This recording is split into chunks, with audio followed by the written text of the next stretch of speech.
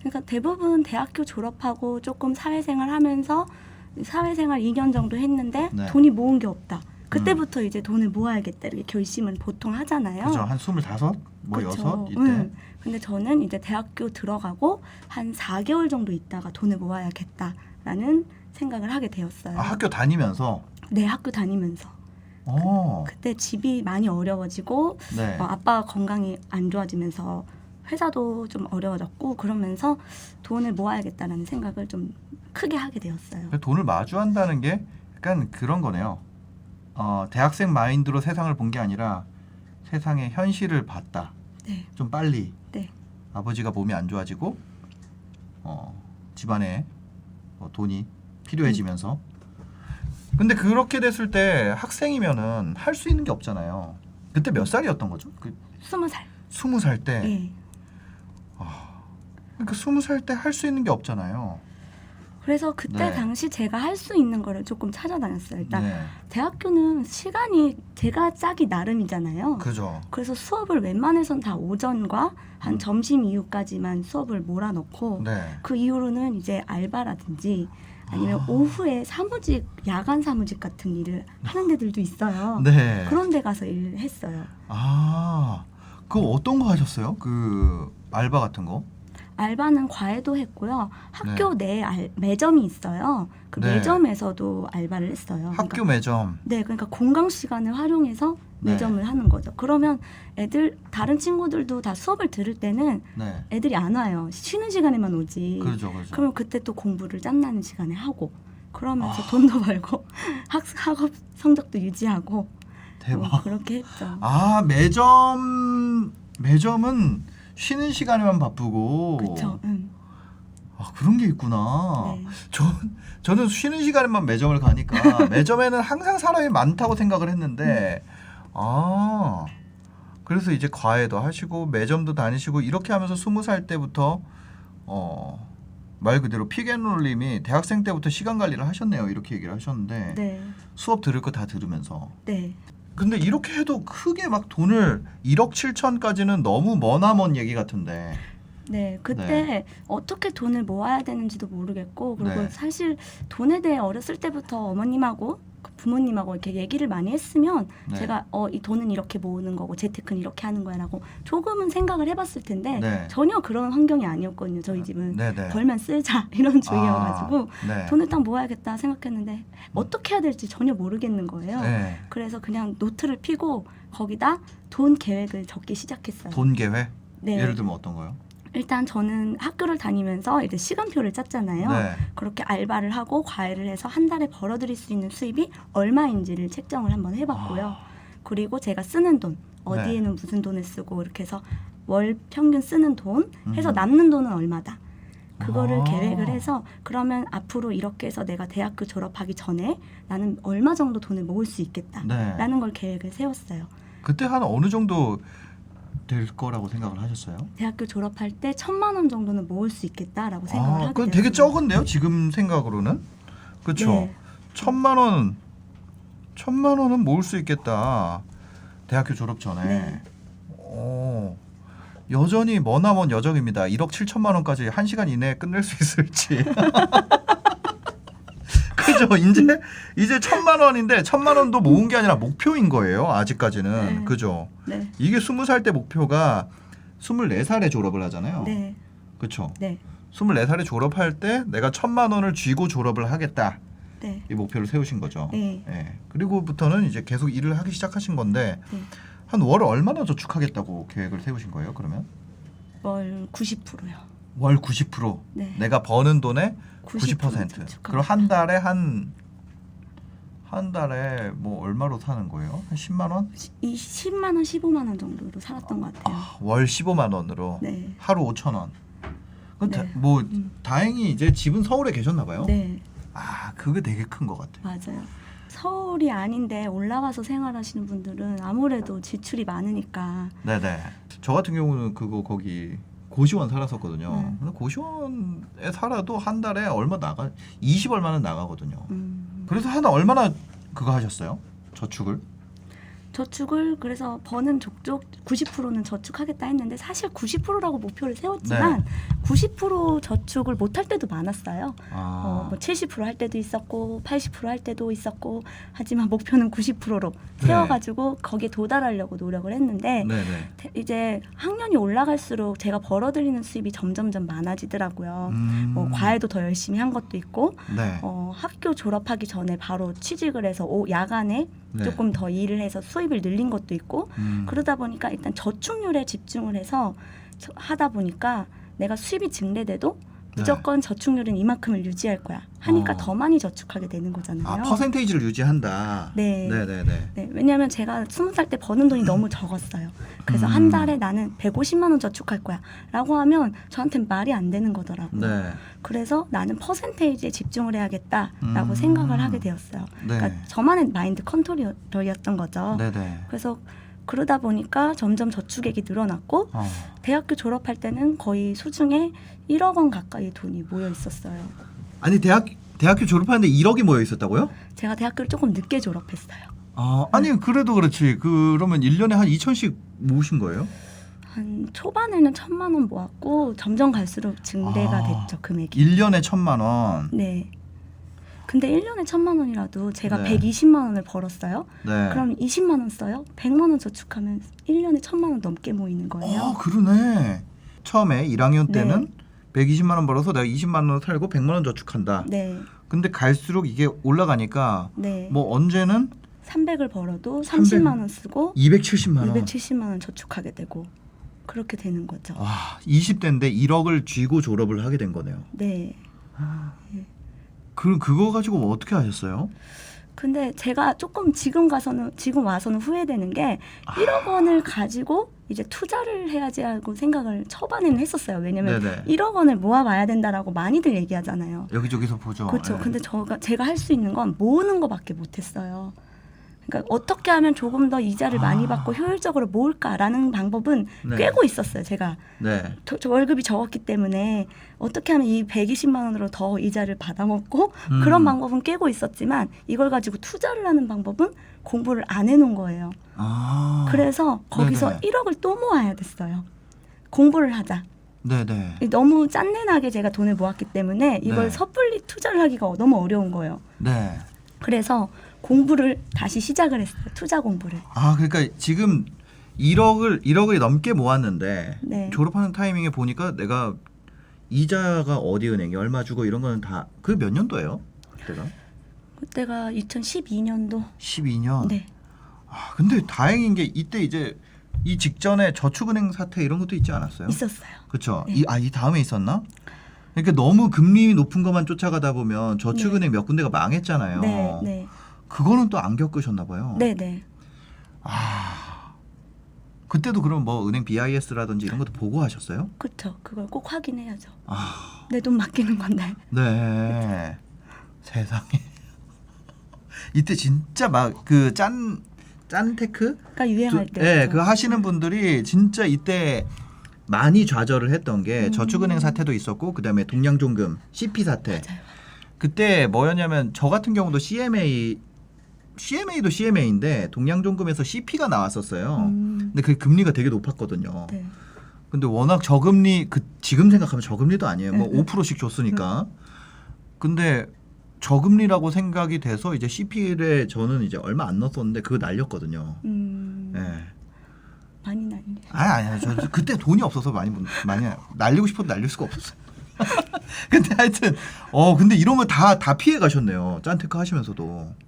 네, 제가 조금 돌다리도 많이 두들겨 보고 가는 스타일이라서 이렇게 이자 많이 준다고 해서 무조건 가입하지는 않아요. 생각해 보면은 그때 2011년 이때만 해도 5% 4%짜리가 있었어요. 지금도 많아요. 지금 5% 4%짜리가 있어요? 네, 찾아보면 많습니다. 이거 좀 이따 여쭤볼게요. 저 적어놨다가 지금도 5%짜리가 있다. 그럼요. 금융상품이요? 그럼요. 원금 보장되는 게? 당연하죠. 있어요. 진짜요? 어제도 있었고 엊그제도 하나 마감됐고. 그렇다고 합니다. 그럼 그런 정도로 내가 아무리 돈 모으기라고 해도 공부를 그 정도 했으면 투자에 대해서도 어느 정도 알 것 같은데 근데 전혀 감이 없었다는 건가요? 전혀 감이 없었어요. 왜냐하면 네. 이자만 해도 5% 6%가 나오니까 네. 그거에 투자를 해야겠다는 생각을 못했어요. 그냥 안전한 게 좋아. 5% 6%는 먹어도 돼. 네. 라는 생각을 많이 했던 것 같아요. 그럼 그 다음은요? 그 다음 그 다음에 왜 투자를 하게 된 거예요? 집을 사게 됐어요. 결혼을 생각하게 되면서 아, 집을 사게 됐어요. 그러다 네. 보니까 이제 또 새로운 세상이 보이더라고요. 집을 사는 방법을 스터디를 하게 된 거예요? 네. 집을 어떤 집을 사야지 네. 떨어지지 않고 오르고 어떤 집이 남한테도 좋아 보이는 집인가 그런 걸 공부하다 보니까 또 새로운 세상이 보이더라고요. 대학교 졸업하자마자 그럼 집 사신 거예요? 대학교 졸업하고 2년 정도 있다가 샀어요. 대학교 27살, 26살. 가능한가요 이게? 그때가 또 마침 서울 아파트는 최저점이었잖아요. 서울 막 집값이. 오르기 시작한 시점이었던 그죠. 것 같아요. 2016년 이랬으니까. 네. 2016년에 집을 처음에 사게 되셨고 그 전까지는 계속 저축을 했다. 네. 그럼 거기서 이제 집을 사기로 한 게 어떤 투자로서 생각을 한 건 아니고 네, 실거주로 샀죠. 이제 처음에. 결혼을 해야 되니까. 네. 근데 보통 결혼하면 남편이 좀 집을 해오고 이러지 않나요? 그렇긴 한데 남편의 집도 그렇게 막 돈이 많은 집이나 그런 집이 아니고 네. 성실하게 그냥 차곡차곡 모으는 집이어서 네네. 그리고 솔직히 남자들은 군대도 갔다 오고 여자들보단 조금 취직도 좀 늦게 하고 네. 서울도 지방 사람이거든요. 네네. 서울 와서 살고 그러다 보니 모아놓은 돈이 남편도 저보다는 적었어요. 저희 반 정도 있었거든요. 네. 그래서 굳이 뭐 남편이 해와야 돼 이런 생각을 한 적은 없어서 네네. 같이 합쳐서 집을 알아봤어요. 세상에. 그때 얼마로 집을 구하신 거예요? 자본금 2억 한 5천? 2억 5천. 네. 이때 2억 5천에서 3억 정도면은 그 양평동이나 네.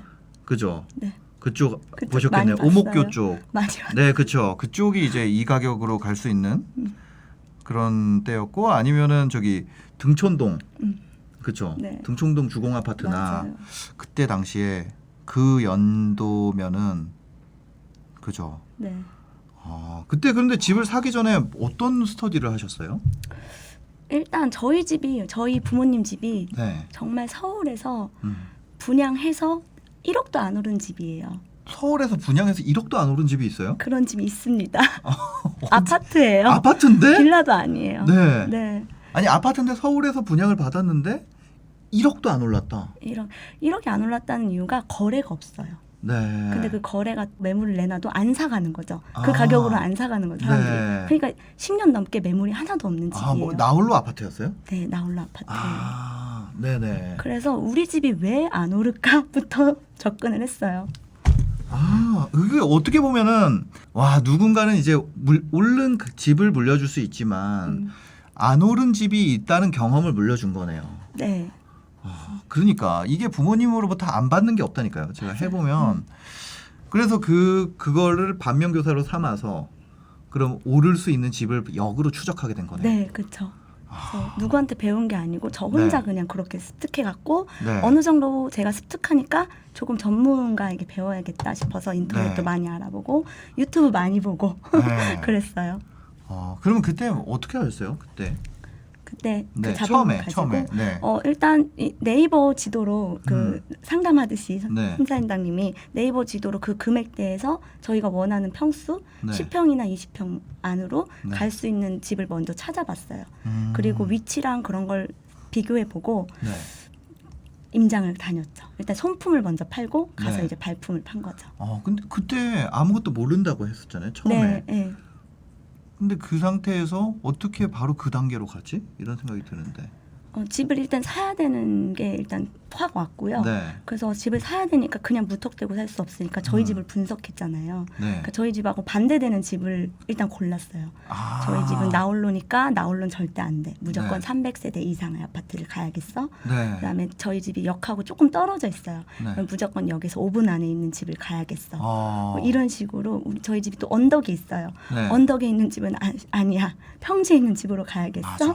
이런 네. 식으로 접근을 해서 그 아파트를 다 갈 수는 없으니까 네. 네이버 지도에 다 나와 있잖아요. 요즘은. 네. 네이버 부동산에서 그걸 찾아서 임장 노트를 만들었죠. 제가 이렇게 그냥 한글 파일에다가 네. 지금 시세는 얼마고 작년에 1년 전에는 얼마였고 조건, 입지 조건, 그다음 뭐 환경 조건, 앞으로 추후 발전 상황 와. 이런 것들을 제가 정리해 갔어요.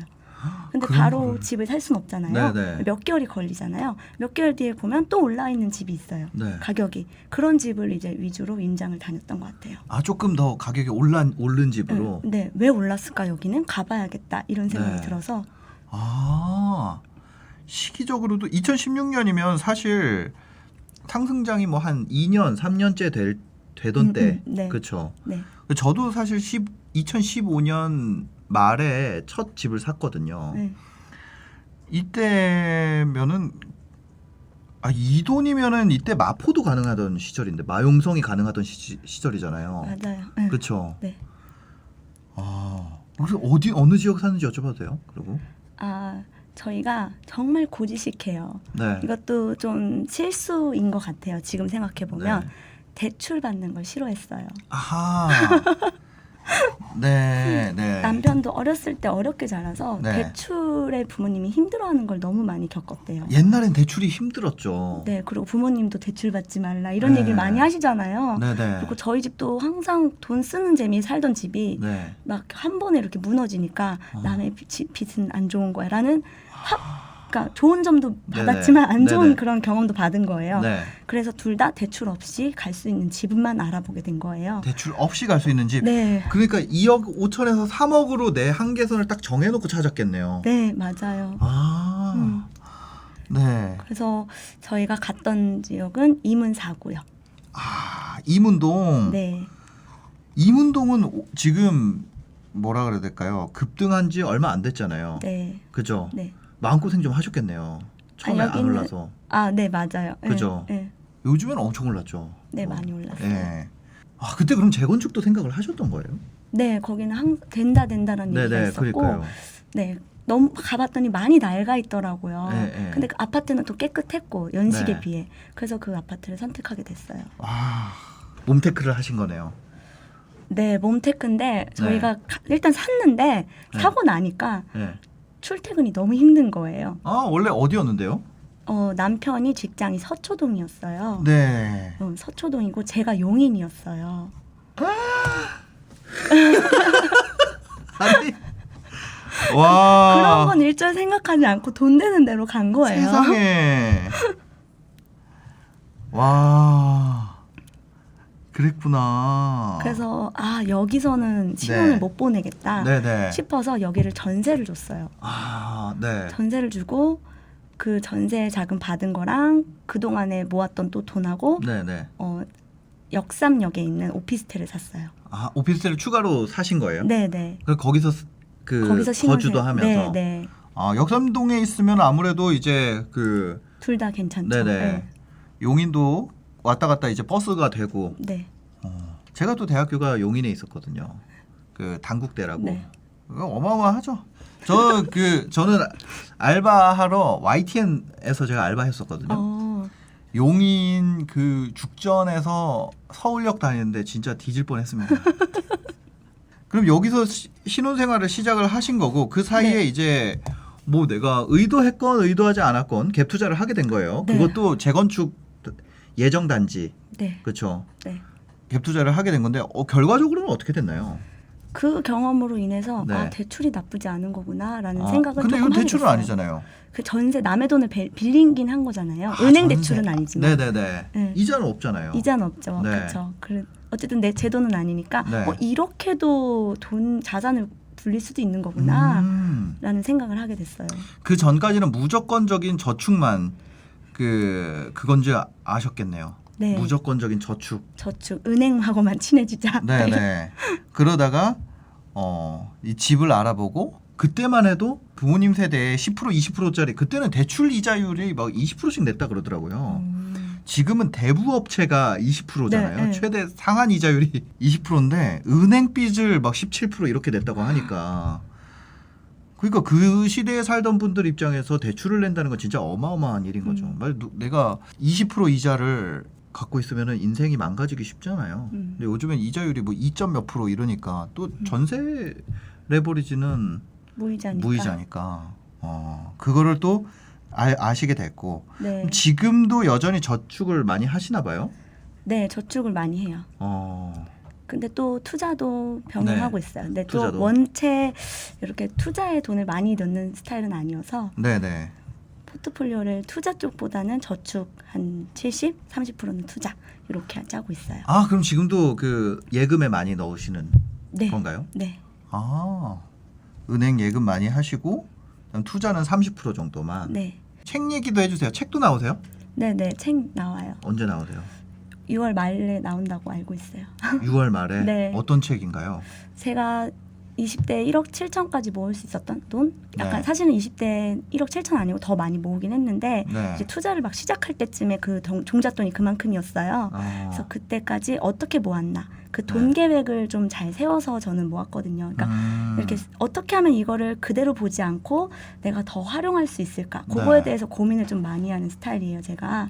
그래서 예금도 이렇게 활용을 했던 거고 네네. 그래서 돈을 내가 적은 돈을 벌지만 이걸 어떻게 하면 조금 더 빠르게 모을 수 있을까라는 거를 제가 노트를 피고 계획을 세웠던 걸 네. 이제 가르쳐드리고 많이들 해보시라고 네. 그거에 대한 얘기를 책에 썼습니다. 돈 계획. 네. 돈 계획을 세우셨네요. 그럼 한 그때 세웠던 20대 때 세웠던 계획을 지금도 가고 계신가요? 매년 새롭게 세우고 있어요. 매년 새롭게. 네. 목표액이 점점 높아지고 계시죠?